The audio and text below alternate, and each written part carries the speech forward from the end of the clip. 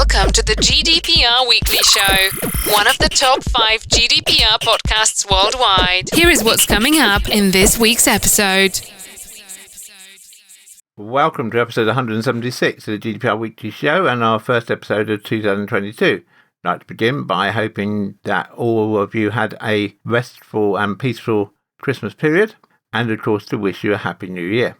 So coming up in this week's episode, we begin with news that on the Lastpass data breach update, which occurred over Christmas, we then have news of a data breach at T-Mobile, and we then have news that the games platform Sega narrowly avoided a data breach. We then have news of a data breach at Colchester Council, and we then travel to Southampton in the UK, where an ex-NatWest member of staff has customer details filed under her bed. We then travel to Rhode Island in the USA, where Rhode Island Public Transport Authority has had a data breach.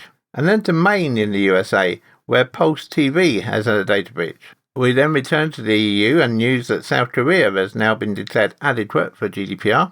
And staying in the EU, we travel to Luxembourg, where a court has granted Amazon a deferment of its GDPR penalty.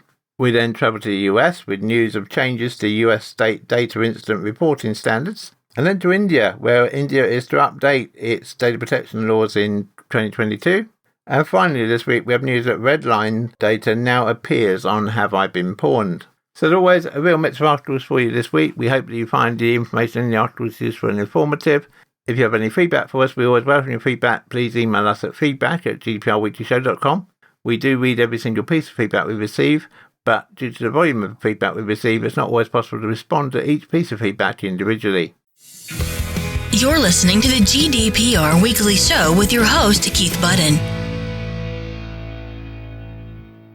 Probably the major story to break over the Christmas period was the news of the data breach at Lastpass. However, Lastpass now say that there's no evidence that there was an actual data breach. Lastpass maintains that it was never compromised and users' accounts have not been accessed by bad actors. They said instead that the alerts have been down to fairly common bot-related activity involving malicious attempts to log into Lastpass accounts using emails and passwords that bad actors are the source from past breaches of third-party services, i.e. not Lastpass itself.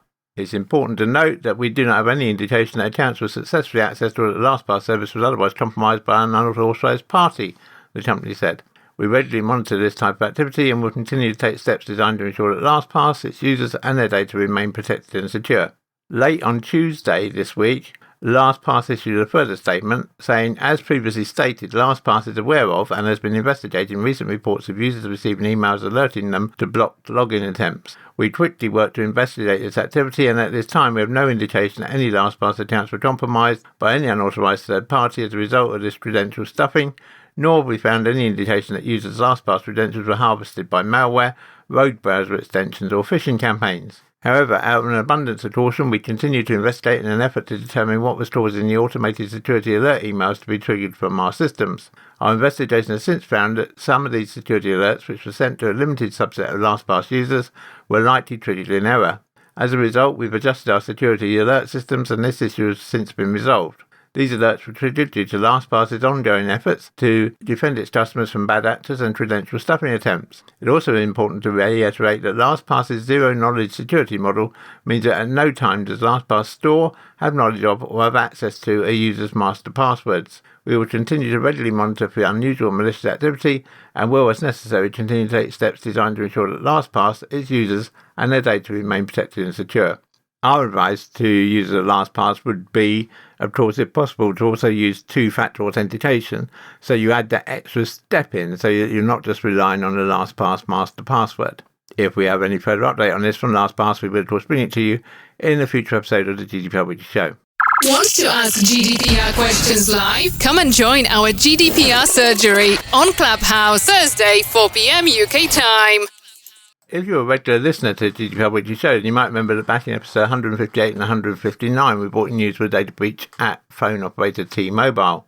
Well, over the Christmas period, T-Mobile's announced another data breach. This time, it seems that a relatively small number of T-Mobile customer accounts were accessed without authorization by an unknown individual.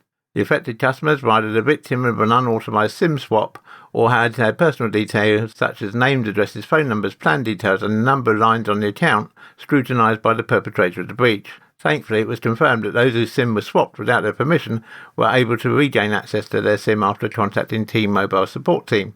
Those affected by this latest breach of T-Mobile's cyber defences have already been notified with details on what data was accessed. T-Mobile hasn't revealed just how many customers were affected in this latest breach, but it says there's no indication that username and password combinations or stored payment methods were accessed or acquired. E-gaming provider Sega had a narrow miss over the Christmas period when they left some data, albeit unintentionally, exposed in an Amazon bucket on the internet, but fortunately were able to get to it before any bad actors did and close it down. The supposedly secure information with Sega was stored in a publicly accessible Amazon Web Services bucket. Impacted domains included landing pages for several franchises published by Sega, those being Sonic the Hedgehog, Total War and Bayonetta. And as if that wasn't enough, the vulnerability affected Sega's official website too. The security gap was discovered and breached by a team of researchers before any malicious actors could venture in. It was also discovered that an improperly stored MailChimp API key could have given hackers access to a ton of email lists, linked IP addresses and passwords. As of yet, there is no evidence at all that any outside hackers have tampered with the data, but it does perhaps serve as a warning to make sure that anyone using Amazon Web Services buckets does have them locked down. After all, in this case, with the brand recognition of Sonic the Hedgehog, imagine what could have happened to the younger user base. Sega assure us that the security hole is now completely filled, but should we receive any update from Sega, we will of course bring it to you in a future episode of the GDPR Weekly Show. Contact us on helpdesk@gdprweeklyshow.com. To Colchester in the UK now, and an IT error has resulted in dozens of volunteer park rangers' personal data, including phone numbers and home addresses, being compromised. The mistake was made after a member of council staff contacted volunteers, asked them to submit their hours of availability for park ranging. But the staff member failed to redact confidential information in the email, meaning home addresses as well as landline and mobile phone numbers were sent out by accident. Terry Juffs, who is a Colchester Council volunteer ranger and former chairman of the Volunteer Rangers, said he was worried about the compromising of people's data and added that he had already received a letter from an unnamed individual that simply wrote, "I know where you live, mate." He said the park rangers don't share their home addresses unless they decide they want to. This is really not on and a serious error of judgment.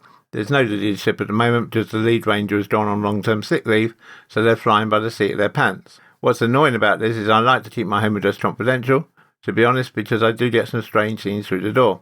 As a former barrister, Mr. Juffs added that his career in law meant certain individuals may want to intimidate him, as he had already received a threatening letter from an individual who had changed his address. He said, "I received a letter reading, 'I know where you live, mate, and you want to be careful. I'm 69 now and I can handle myself, but you don't know who's out there. I'm not going to take this to the police because I don't think this was done in a malicious way, but these actions do have consequences," Mr. Juffs added. In a statement, Colchester Council said, "We take all matters relating to the security of our residents' personal data seriously. We want to reassure residents that we're conducting an internal investigation to establish the nature of the content shared with individuals concerned, and appropriate action will be taken." When we receive any update from Colchester Council, we will of course bring it to you in the next available episode of the GDPR Weekly Show.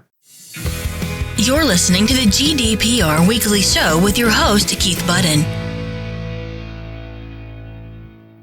To Southampton now, and an ex-bank worker who has the financial details of 1,600 customers hidden under her bed said her efforts to return them have taken over her life. The lady involved said she was sent home with the sensitive data as part of her job selling mortgages for NatWest in Southampton more than 10 years ago. She was dismissed by NatWest in 2009 for failing to return customer information, but claims the bank refused to take it back. NatWest said the situation resulted in no customer detriment. It added that it believed until 2019 the woman had returned all customer data in 2012. The woman said the documents included account details belonging to customers in Hampshire, Dorset, Berkshire, London, Bristol, Surrey, Essex, Herefordshire and the West Midlands. In exchange for returning information, the woman continues to seek a settlement agreement involving payment from the bank and an uncapped indemnity in relation to any claims against her, a spokesperson for NatWest said.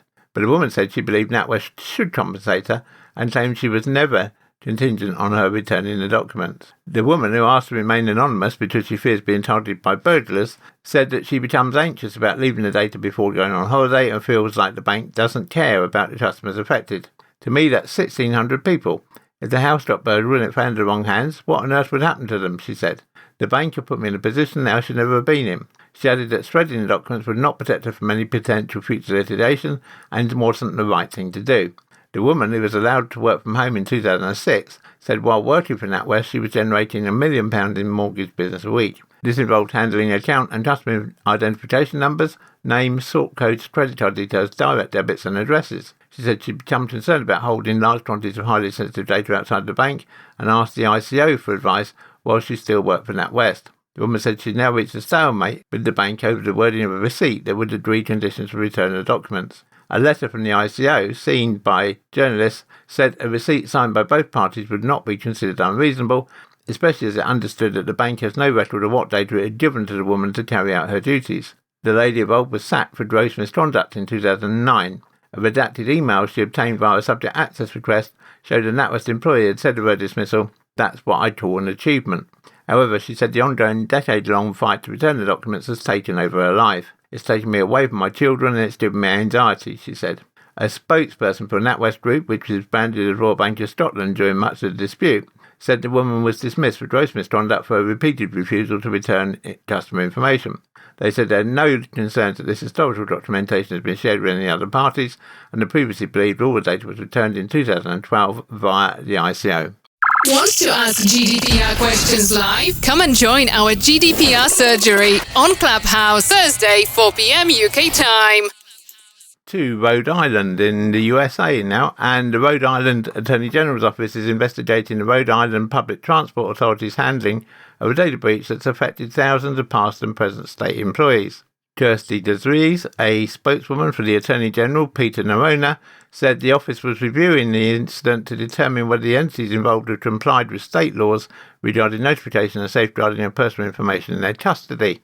The Attorney General's Office was notified about the breach on December the 23rd and has been receiving a high volume of calls. More than 17,000 people in Rhode Island were affected by a breach of the Rhode Island Public Transport Authority's computer network in August, according to letters that victims received this week.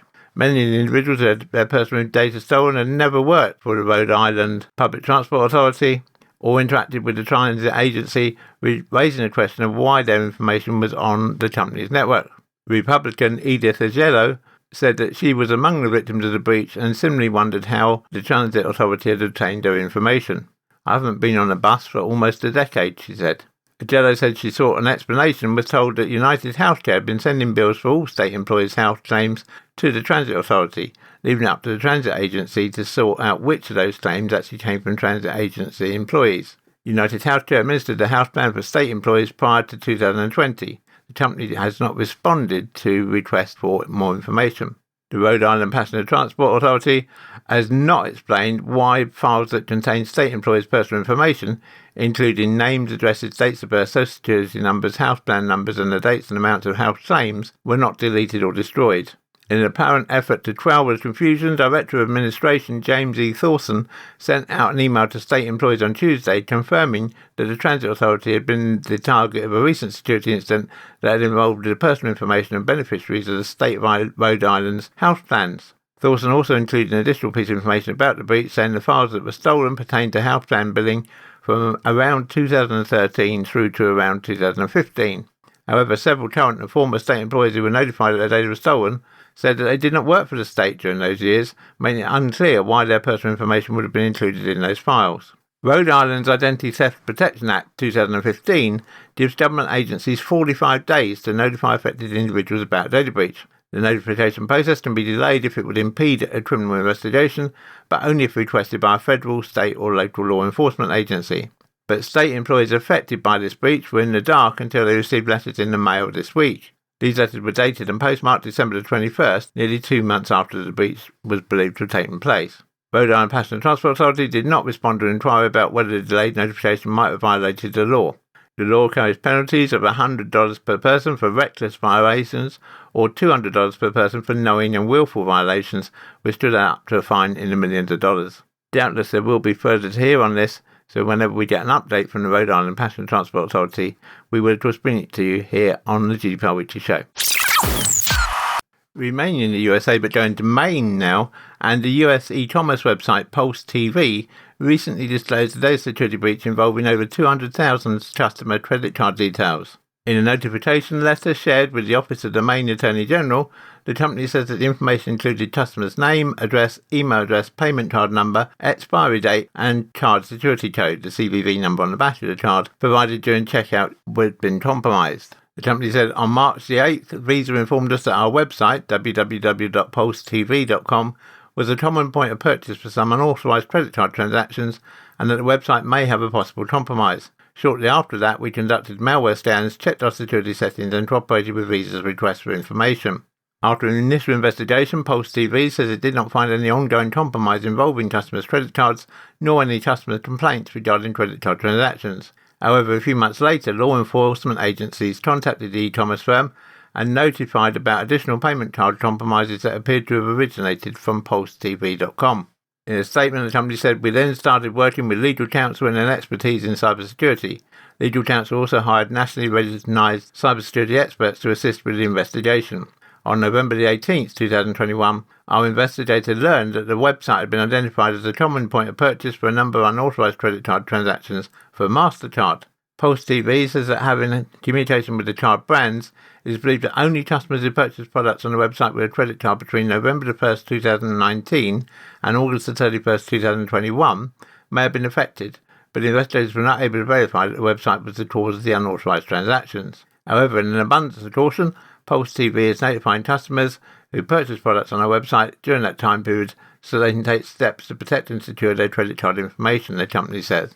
Pulse TV also announced that they're migrating to a different payment system and adding two-factor authentication for all internal devices. The platform plans to utilise endpoint detection and response tools to provide greater network visibility and threat mitigation. We are also working with the payment card networks to keep them informed and cooperating with the ongoing investigation of the incident by law enforcement. Finally, we are providing notice of this incident to appropriate state regulators consistent with our compliance obligations and responsibilities, the company said.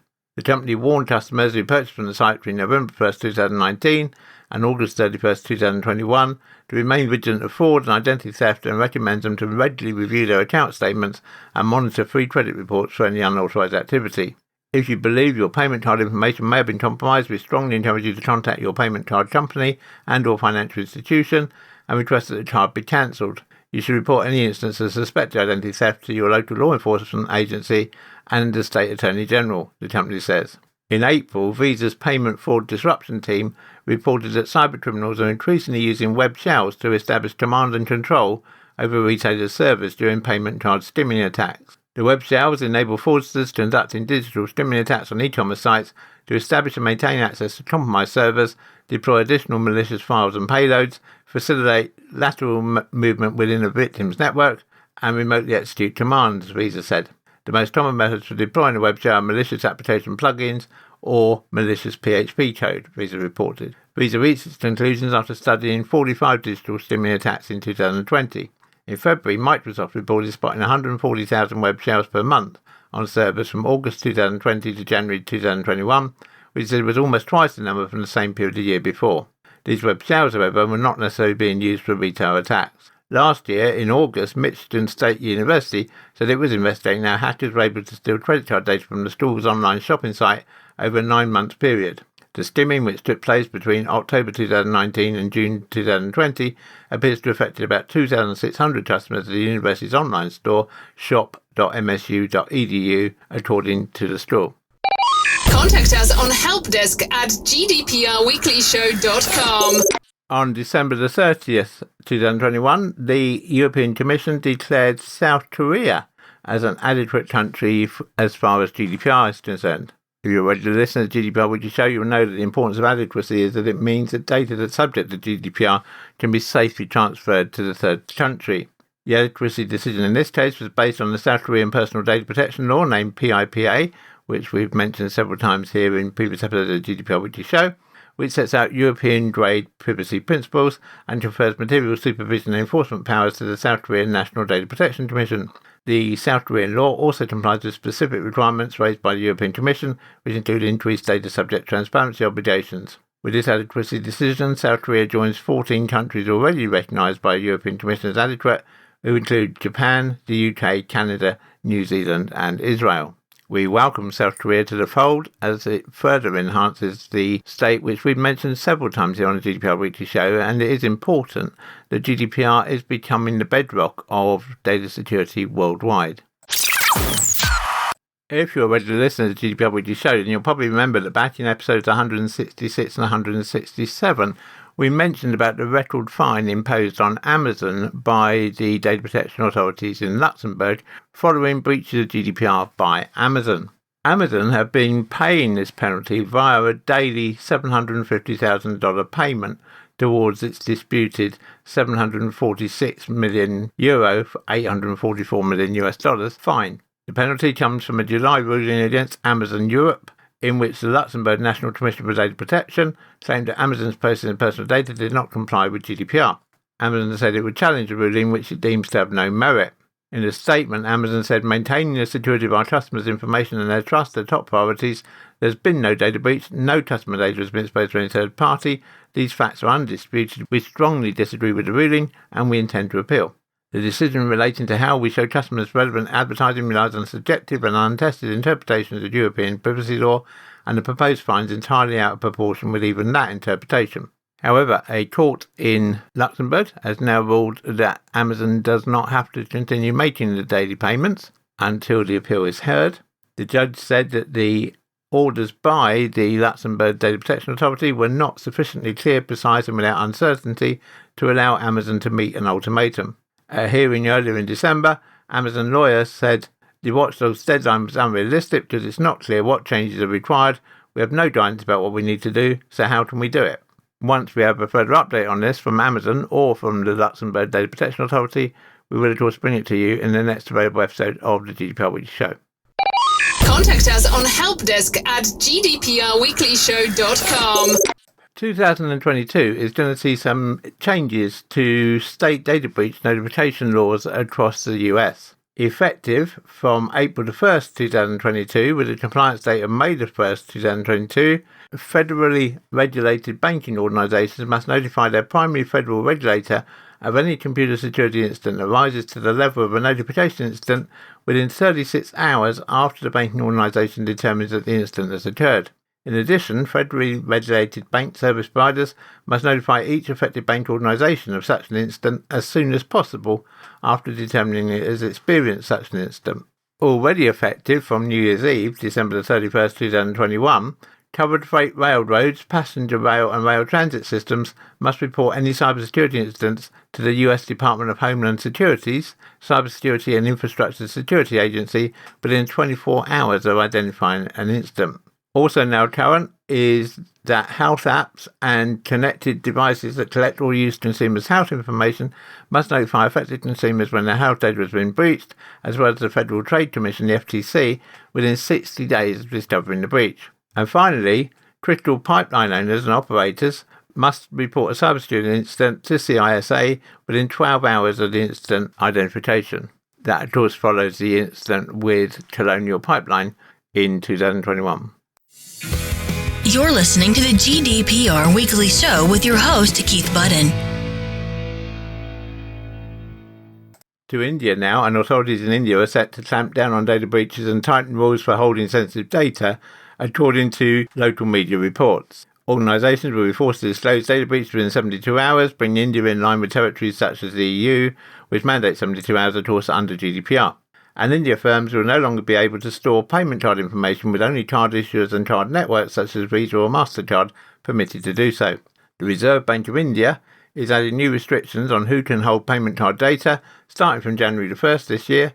Under the new rules, only the card issuer and card network will be able to hold full card details. Others, including retailers, can only hold limited data for identification or reconciliation purposes. These data include the last 4 digits of the card number and the card issuer's name. Any organisation other than card issuer or network that holds full card data needs to destroy it.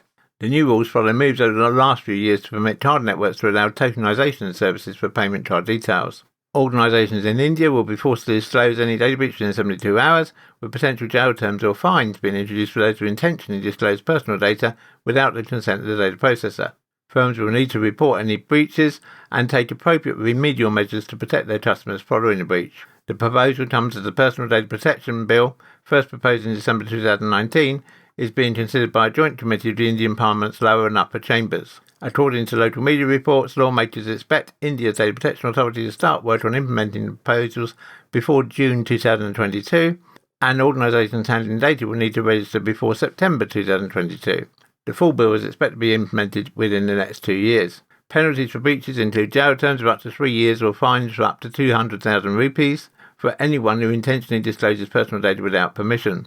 If an organisation acting as a data fiduciary or data controller fails to disclose a breach, fails to register with the DPA, fails to conduct required audits, or fails to appoint a data protection officer, it faces a fine of up to 2% of worldwide turnover or 50 million rupees. The Joint Parliamentary Committee has also recommended that social media companies be treated as content publishers under the Data Protection Act unless they act as intermediaries. This means social media firms will be held accountable for content from unverified accounts on their services. The new regulations are being welcomed by cybersecurity experts in India for bringing data privacy and security in India in line with international norms.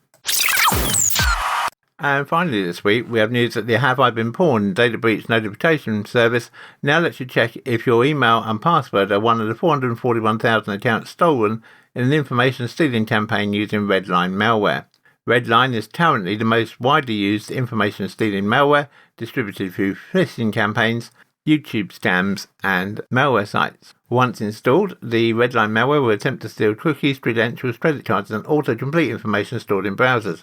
It also steals credentials stored in VPN clients and FTP clients, steals cryptocurrency wallets, and can download additional software or execute commands on the infected systems. The stolen data is collected into an archive called logs and uploaded to a remote server from where the attacker can later collect them. Attackers use these logs to compromise other accounts, or they sell them on the dark web for as little as $5 a log. The Redline data contains 441,657 unique email addresses stolen by Redline that can now be searched on Have I Been Pwned. Unfortunately, if your email address is listed in the Redline malware logs, it's not enough to just change the passwords associated with your email account.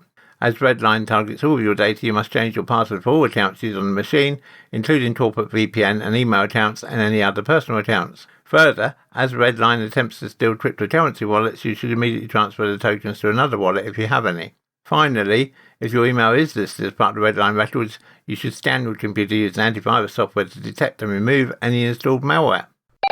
Contact us on helpdesk@gdprweeklyshow.com. The GDPR Weekly Show is an Insurity production. Until next time, bye-bye.